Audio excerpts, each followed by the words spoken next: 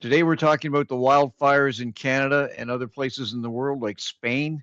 It's a worldwide problem. People deny that it's related to global warming. However, I think it should be obvious that as the heat goes up, the fire hazard seems to go up with it. Well, wars cause a lot of fires too. We can't forget about Ukraine and Iran and all the smoke they're bellowing into the atmosphere. Canada got blamed for all the smoke for the FIFA games that Trump was so upset that wildfire smoke went into the U.S. that he imposed tariffs on Canada, 50% tariff. And I find that funny because, you know, Trump could have easily sent some of his bombers, water bombers, to practice their bombing runs and put out some of the fires. I mean, we sent our planes and fire crews to the U.S. last year and the year before, and anytime they had wildfires, we sent our crews to help out. All he wanted to do was impose tariffs. Well, that's ridiculous. And I think the U.S. should be ashamed of themselves for allowing such activity. But they have no shame. I mean, it's the Republican terrorist party that's in control down there. Twice Trump was impeached in his first term in the House, and the Senate exonerated him and stopped the impeachment process because it was controlled by the Republicans. Now the Republicans control the House and the Senate, but they don't want to impose tariffs on Canadian goods, so Trump imposed them, claiming that the wildfires is the reason for tariffs and the need for tariffs against Canada. 50% on some goods. I think that's just a tax on the U.S. citizens, and good luck with that, U.S. Now back to the more important issue is what's going on with all these wildfires and why is it happening on a large scale in Canada? Climate change, you figure, Cal, is drying out the woods? I'm looking at the interactive map put out by the Canadian government with respect to wildfires. It looks like well over half of Canada is in risk and a lot of it is burning.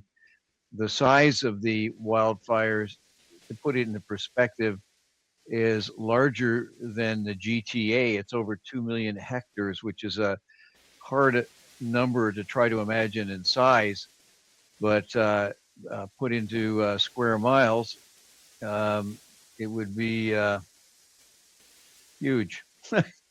Yeah, I just put the map up a bit, and it shows quite a few wildfires all through the boreal forest areas mostly. And look at the number of spots in Ontario. They seem to be doing a lot of burning of their wood right now.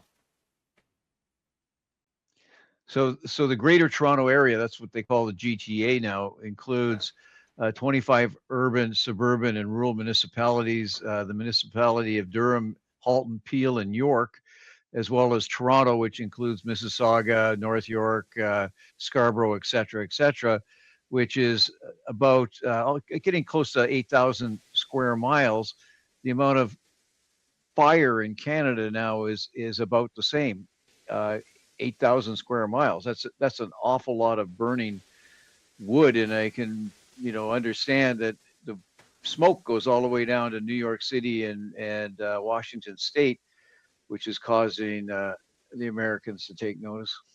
They say there's 109 active official fires covering 2.1 million hectares as of July 16, 2026. That's roughly 5.2 million acres. That's a lot of lumber going up in smoke. And I think, Trump should be sending up some of his resources to help us fight the fires because the air is tracking into New York and populated areas in the U.S. Imposing sanctions and tariffs on us isn't the solution. It's acting like a good neighbor. And that's something that needs to be dealt with on the political level. And I think Carney is better for that than a conservative. Polvier would have sold us out and agreed to have tariffs because we got too many fires, be my guess, but I have no idea. I don't think Canadians have too much faith in Poilievre being able to, you know, pull the act together for the Conservatives and do anything good for Canada. No. Haven't heard from him recently. No. You know, he's running away from the security clearance, running as fast as he can, hiding under rock. But, you know, in all fairness, to deal with Trump, you should never give any ground. And Carney gave ground on the Gordie Howe Bridge, and right after that, Trump started flexing his muscles because he sees that as an act of cowardice and knuckling under and makes him like he's King Tut. And then he started to impose tariffs and attack Canada again. And that's a lesson for Carney. Never give an inch with the criminals, or they will try to steal everything they can. If you give an inch, they'll steal a mile. And that's the case with Trump. He's a known criminal, known felon. Never give an inch and hold his feet to the fire. And that's something that just cost us trade with the U.S. Had that deal with the bridge been withheld and just said, hey, well, you know, I guess we'll barricade the other bridges, and yeah, it's going to cause hardship for Canada. It's going to cause more hardship for the U.S. It would have forced Trump to capitulate. He is a taco. He would have turned and covered and run, and that's what Carney has to do. Strong leadership. I disagree. I disagree with your perception of the bridge deal. I think one of the if you look at the finer print, you'll see that, you know, Canada still gets repaid, which is important, and it still gets the, you know, half the tariffs until it is repaid. Plus, it gets 50% of the regional development fund, which is created. And Trump is one of these idiots that, you know, he's uncontrollable. You need to make him think that he's winning even when he's not. And the fact of the matter is that bridge is necessary for the economic viability of the auto industry in Canada. And the thing is, it's a small trade-off, and that asshole would have done whatever he wants to do anyways. So, you know, getting any deal with him is something, but you can't rely on him to live up to it in any event. That's And right. a tariff. So he's going to close the bridge down for any reason he sees fit. As soon as the Maroon family pays him a little more money, I guarantee the bridge will be shut down. It's pay to play, man. But yeah, we can agree to disagree on that. I would play hardball with a person like Trump. I don't put up with any of that bullshit. He wouldn't even be allowed in Canada if I was running it. I don't put up with sexual predators and felons and all that shit. You know, not only elbows up, but he wants to tariff our hockey sticks. Well, guess what? Maybe we should put a fee for having the Stanley Cup, and that should be that all final games in the hockey should be held in Canada, or you can't give out the Stanley Cup. Stanley Cup is a Canadian cup by Lord Stanley, and we should not allow the U.S. to take and hold our heritage and culture hostage by having the finals always held in the U.S. They need to be held up in Canada. So we have some power with the NHL, and if they don't like it, form our own hockey league and put the Stanley Cup back in Canada where it belongs. And elbows up, sticks up, and if you don't want our sticks for a reasonable price, then we're taking back our Stanley Cup. How's that, folks? Anybody want to see the Stanley Cup back in Canada and all the competition for the finals held in Canada? I vote yes.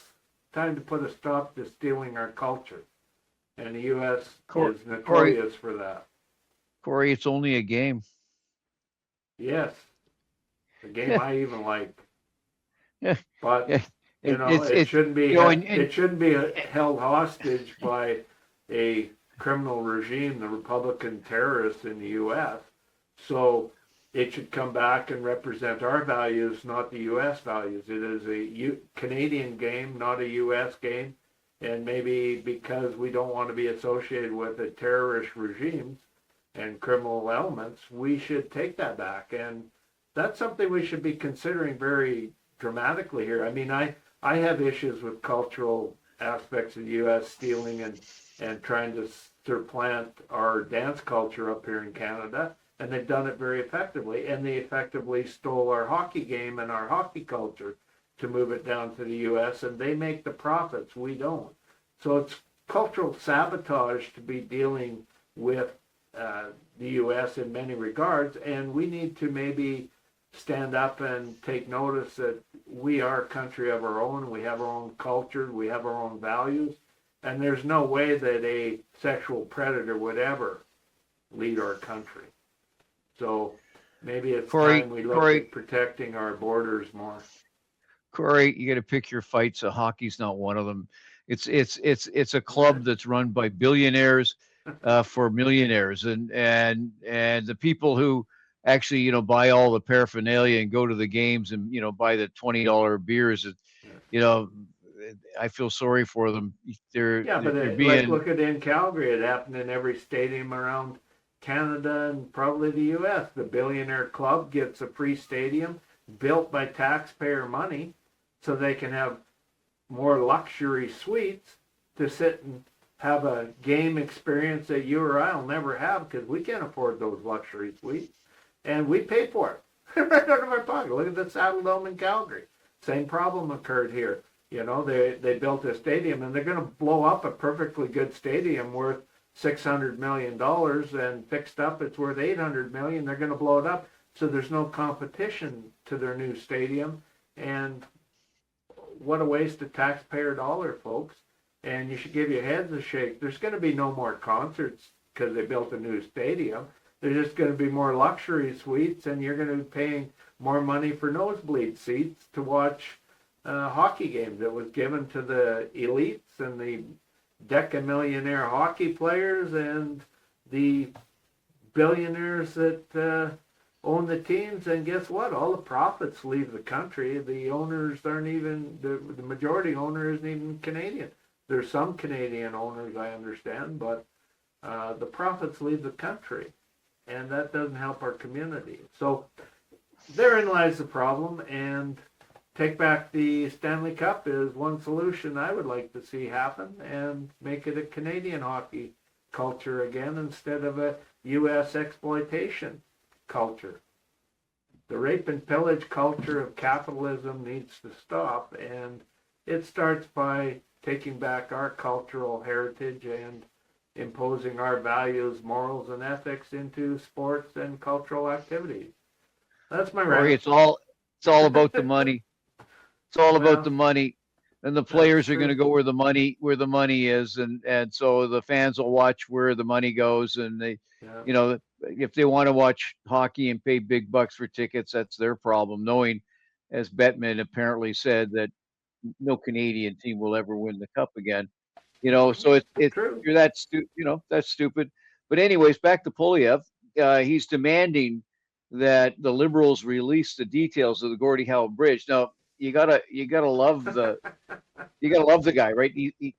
He's demanding. He's not asking. He's demanding. And I imagine those letters come in and somebody goes, oh, PP's demanding something again. We'll give this to the summer student to do some research and get back to him in due course, right?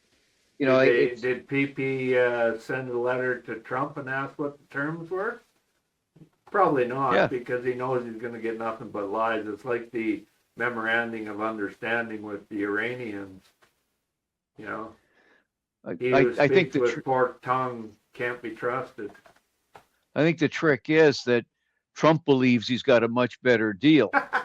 And the reality is probably not, but that's the way he operates. He's a lying scumbag, and you have to make him think that he's got something that's better in order for him to do what you want, to manipulate the stupid son of a gun, and to take $1 million donation and then immediately close the grand opening. The people of the U.S. have to look at that and go, okay, that's his latest price. do we want a guy that steals? He steals, he bribes, you can get whatever you want as long as you're prepared to give him some money. Well, my point is, why haven't we sued him for the loss of revenue and the loss of business going across the new bridge since he shut it down and wouldn't open it? So under the international courts, we have an agreement with them for the bridge for many years now, and why are we holding them to account and suing them for the money and loss of business? I mean, that's appropriate conduct to deal with a litigious criminal like Trump, is you sue them in international courts. And you know what, folks? Turning a blind eye to these criminal acts by Trump is only costing us more grief and pain. We're going to have to suffer anyway, so let's get it over with right away. Let's start attacking their financial foundations. I mean, sue them for $1 trillion worth of loss of business, whatever. But start putting pressure on the U.S. citizens so that they know that these acts that are being conducted by a rogue regime of Republican terrorists are going to cost them money on the international scale. And turning a blind eye and saying it's only going to be part of negotiations, tear up that CUMSA and NAFTA agreement, whatever you want to call it. Let them know they're paying full price for anything that's coming from Canada. Full price, no discounts, no deals. We don't need to deal with the U.S. per se. We can buy our products somewhere else. Most of our products come from China. And just because it's a U.S. company that owns the distribution up here doesn't mean we have to buy directly off the U.S. It all shipped right to Canada. So I think it's time elbows up and we start looking at it for what it is. We're not doing ourselves any favor by turning a blind eye and acting slowly on the terrorist regime in the South. We need to be proactive versus reactive, and let's just start, making sure that we protect our businesses by finding foreign markets. Enough is enough. Cory, there's a fundamental reality, and that's that Canada and the U.S. share the longest undefended border on Earth. And it's not going to last long if they're going to continue committing war crimes and criminal acts and ICE killing people on the streets. We don't want that filtering up here. So our undefended border, because of the actions of the criminal regime of the Republican parties, we may need to build a wall to keep them morons out of Canada. Cory, for one, would help build it. Sure. Sure you would. Shovel and pick ready. Yeah, sure you would. Which side of the thousands and thousands of miles are you going to start digging? Yeah, there you go. Well, jokes aside, but we do have to consider that we're getting labeled and tainted by the U.S. because of our close association. And that tainting is going to have repercussions in dealings around the world. So we have to be very cautious. I think Carney is very aware of that fact, and I do appreciate most of his efforts, but, and he needs to pay attention more to some of the recommendations being given, and I don't know if he's going to be able to rein in the terrorists in the South without the aid of the people of the U.S. Looking at impeachment or cleaning their house out. There's nothing going to change if the Senate is controlled by Republican Party. So the only hope is he dies sooner than later. But that's just one person of thousands. There's tens of thousands of Republicans that now are using the same tactics. You see it all across the U.S. So the problem's just got larger, and they've been shown how to get away with it. So, no, it's manifesting into a huge, huge, colossal problem. And like you say, it's the demise of the U.S. empire, hopefully. But our smoke caused it. All that smoke and mirrors from our fires is filtered down there and causing them breathing problems, and the lack of oxygen to their brains gave them, empowerment to the Republican terrorist party, and nobody with brain damage is going to remove the Trump regime and the Republican terrorist party. So back to the issue of these forest fires, what do you think we can do as Canadians to maybe look at more environmental control to rein in the amount of forest fires. Because the last 4 or 5 years, we've had huge acreages of fires, and my concern is that it's man-made fires. I haven't found many documentation that they were all lightning strikes. And I think one of the issues, being out of Calgary, we have a high environmental population that on the weekend heads out to the mountains and foothills and everywhere to camp and figures it's their right to go into the bush. And we're seeing a number of fires as a result of that.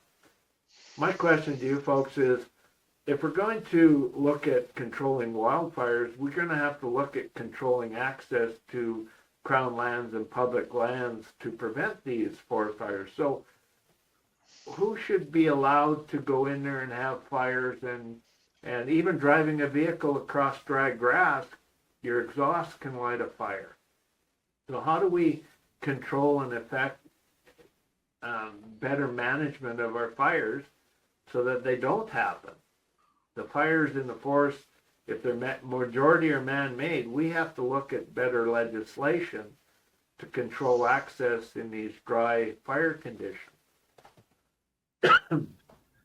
So anyways, it's probably the smoke making you cough, but according to Canada.ca, 45% of the fires are caused by lightning, which burn 81% of the area, because of course a lot of these fires are, taking place in remote areas, and of course smoke is bad for your breathing.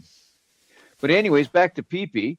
He says that if the lightning strikes are causing the forest fires, wouldn't it be better to manage the forest in another manner? If we're having these areas go up in flames, wouldn't it be better to go in and selective harvest these areas so that we have firewalls where fire is contained? And that's another management tool, is allowing forestry to go in and harvest trees in a prescribed manner to block the spread of fires. And we don't see that happening as much anymore, and I'd like to see maybe some of that be looked at from the federal level. These fires are a waste of resources because these trees get burned and they're salvageable to a degree, but if we harvested them with selective harvesting and used known management techniques to prevent the spread of wildfires, I think that would be a better use of our resources, because it takes a long time for a tree to regrow to a harvestable age. So that's something I'd like people to discuss maybe in the comments. Do you think we have adequate management of our harvesting methods in forest areas, and could this be done better to control forest fires? I say yes. I think we can better manage the forests so that we can mitigate the damage by wildfires. And I think that's something the governments of provinces and federally should be implementing. Yeah, it's a big issue, but bottom line is, with the hotter, drier weather, we need to look at implementing better forest management. And forest management also means that we can use it to benefit the wildlife in the area as well. So yeah, let us know in the comments what you think of that. forest management costs money.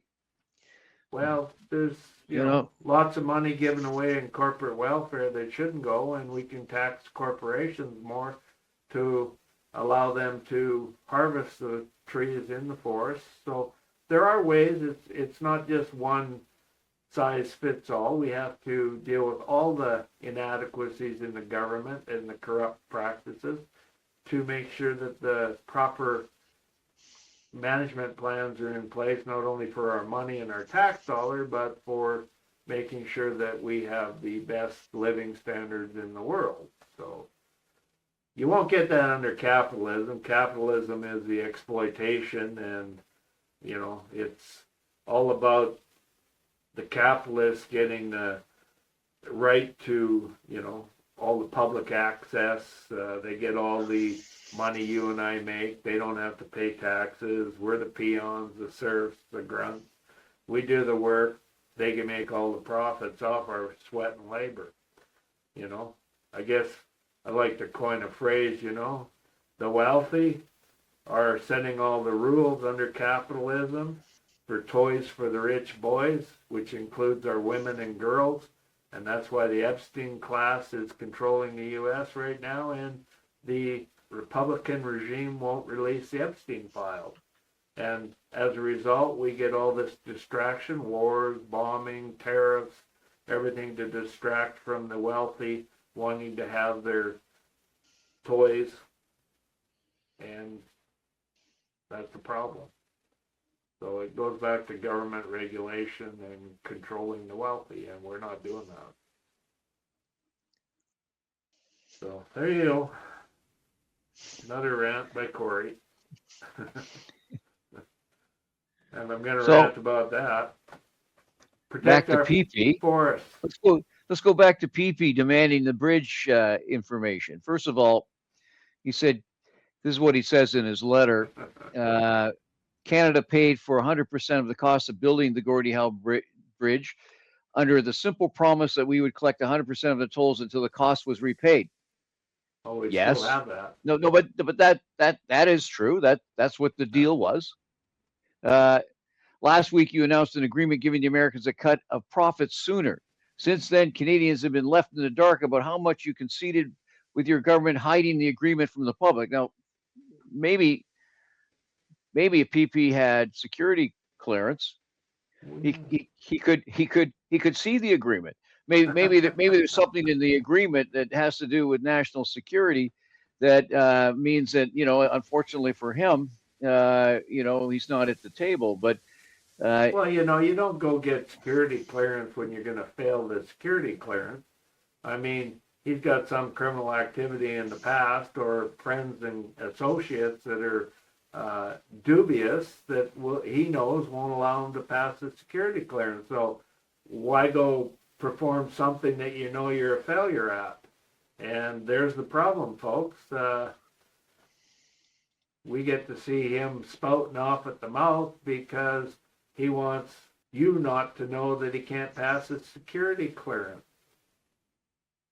Who's these conservative voters anyway? Well, they're the same ones that support the Republican terrorist parties up here in Alberta. So, yeah, I don't know.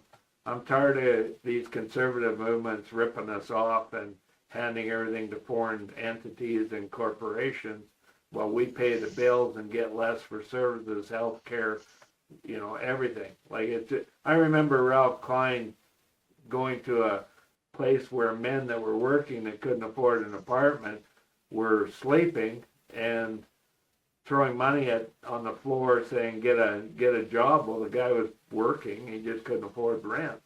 Like, this conservative movement of entitlement has got to stop. I mean, it's total BS. Nothing's changed, and you know, if you say, hey, quit you know, penalizing the poor, you're a communist. Like, no, that ain't the way it is. But I don't know. I wish there's more marijuana plants in that smoke, and then they'd all be stoned. Maybe they'd be more peace-loving in the U.S. Maybe we should go take some of the marijuana plants and burn them and have that smoke go down there and mellow them out so they quit bombing Iran and causing wars around the world. Stone people just sit there and veg out, don't they? Well, the Windsor mayor is speculating that perhaps there's a deal behind the scenes here where the Ambassador Bridge would be sold to a regional authority, and therefore the Maroons could get out of the bridge business and waltz off with their cash. They walked with enough cash. We should have been getting a percentage of that cash. That's pure and as speculation. Part of the deal, we should demand that they owe us money. They've been ripping us off with tolls for years, so maybe they should be paying us money. in any event, the bridge apparently will open, and the traffic will be routed to the new bridge because the access is so much easier. And it'll be interesting to see what happens to the old bridge. The old bridge is in pretty rough shape. Needless to say that the repairs were delayed for years, and at one point they were actually going to condemn the place, and say, look, it's too dangerous to cross. They used to have holes in the in the roadbed. Yeah, it probably is too dangerous and too costly to repair. But that's part of the problem. I don't think Trump can be trusted. I think the bridge may not open yet, and that's an underlying issue I have.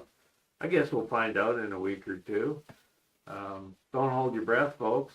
Trump probably will figure out from podcasts like ours that he's made to look like a fool for the deal, because Canada still gets everything that was promised according to what we've seen. So, na boo-boo, Trump. You look like a fool in your negotiations, but you did pocket $1 million from the Maroons, and I'm sure they're going to hold you to account and try to get that $1 million back somehow from you. So good luck. But if you look at the number of crossings per day and the average, so if we look at the Ambassador Bridge crossings per day, yeah. So his revenue would be, well, they figure it's 60 million in tolls alone. So if you think about $60 million over the course of 1 month, giving away $1 million has saved him $4 million. So Wow. it's a good investment, I guess. I mean, like if he closes off the bridge, I mean, that's one thing, but slapping tariffs on goods going across the bridge like he just did, 50% tariff, I mean, there's going to be a lot less traffic across that bridge. So it's like cutting your nose off to spite your face. So it's kind of silly. The U.S. president last week threatened to add the incalculable cost of dealing with the pollution to existing tariffs on Canadian goods. So all he did was cut a deal to have more goods go across the bridge, and then said, well, these tariffs are going to stop all goods going across the bridge. So I think he's kind of a goof at best. I mean, come on, U.S., give your heads a shake. You open the bridge and then you allow this goof to put 50% tariffs on goods going across the bridge. You're the ones paying for it. And we're just shopping for more reliable customers. You're paying for the goods going across the bridge because nobody in their right mind is going to allow you to buy those goods on credit when we know you're going to be broke soon. From the tariffs, you won't be able to afford the goods. So, yeah, it's a silly situation. There's no, this guy is no businessman that's running your country. He's the biggest goof there ever was. I don't even think he could run a hot dog stand at a football game profitably, even if you give him free hot dogs. That's how stupid this guy is, and you're allowing a criminal to run your country. You deserve what you get, U.S. And, you're going to pay the price for decades and centuries for this. Think of it this way. It's the art of the deal. He makes the deal and he makes the steal at the same time. And he's got the trade off and all the politicians in his pocket because Epstein probably gathered all the scoop on everybody. And there's a reason nobody but a female was charged in a child pedophile human trafficking ring. So what I can't understand is how 35% of Americans still think he's doing a good job. Because 35% of Americans are the same mentality and moral values. They don't mind a criminal and a pedophile and a sexual predator representing their values and morals. They're just trying to find somebody to represent them. I mean, look at all these red states down there that have taken away women's rights. If a 10-year-old girl is raped, she has to carry that rapist child to term, or she's thrown in jail. Like, come on. That shows you the values of these people, and those are the governments that these people want in place. That's why you still have huge support, and it's all about these religious fanatic values that women are property, and that's why the Epstein class keeps protecting Epstein, is because women to them are property. The wealthy, like Trump said, he can commit murder on the streets of New York and know he'd never be held to account because he has dirt on everybody anyway. So they're not going to, it's a corrupt world when capitalism isn't reined in by legislation. And that's what's been allowed to fester in the U.S. and it's festered around the world. Even Canada has that problem now. And that's the problem. The wealthy think that you're nothing but peons that are their property, and they tell you what you'll do and when you'll do it. And if you don't agree with them, they own the courts and the legal system and the politicians. So, yeah, that's why you got these women's rights being torn apart in the U.S.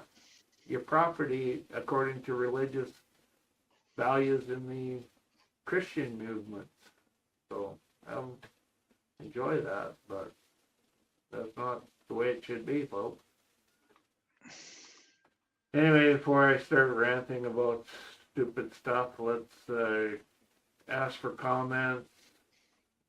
Enjoy the smoke. We'll try to lace it with as much marijuana to mellow you Americans out and call it a day.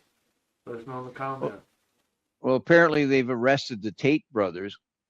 Now the Tate brothers are just following the Trump Epstein playbook, where you abuse women. Yet they didn't get enough data. They haven't released the documents that they're under a legal obligation to release with respect to Trump. So the next question is, apparently Trump is a fan of the Tate brothers. I didn't even know who they were until they got arrested and they wouldn't get off the damn news. But apparently they're influencers that believe that men can do whatever they want with women. And apparently there's 7 victims that have come forward complaining about various in the UK, acts right? of deprivation in the UK. Yes, but the thing is, they're arrested. U.S. Marshals arrested them. So now they're going to be up for extradition. So it's a Trump will pardon them and give them, exonerate them and refuse to ship them over to the UK, because once the UK starts investigating the human trafficking and documentations, they're probably going to demand that the Epstein files be released to them because the Tate brothers are connected somehow. And if that's going to happen, these clowns have billions of viewers online. They face 42 charges, including rape, human trafficking, indecent images of a child assault. Well, that shows you the depravity of people that would even be followers of these people. I mean, yeah, we get 50 views because we aren't depraved and we're not out trying to be rapists and human traffickers and pedophiles and that. We're trying to expose criminal activities and crimes, and we have few followers because the depravity is the traction off the internet right now on social media, as far as I can see, and that's keeping people like Trump in power. And apparently the Romanian authorities are also going after them, saying that they trafficked women across Romania, the United Kingdom, and the U.S., and sexually exploiting them. Apparently, Andrew Tate is known for his aggressive speech about male dominance, female submission, and wealth. At one point, he was suspended from major social media platforms. They have dual American-British citizenship. So it'll be interesting to see if they get deported. But they'll probably get their royal red carpet treatment in Mar-a-Lago. Come on and visit me, boys, and we'll give you a pardon. Obviously, they didn't, they haven't given money yet to Trump, or they'd already be pardoned. So I wonder how much money is going to come from them or one of their associates to pump Trump's pockets, and then poof, there's a pardon. You're safe in the U.S. I think most pedophiles and sexual human traffickers feel safe in the U.S. because the Epstein class is there and has all the power.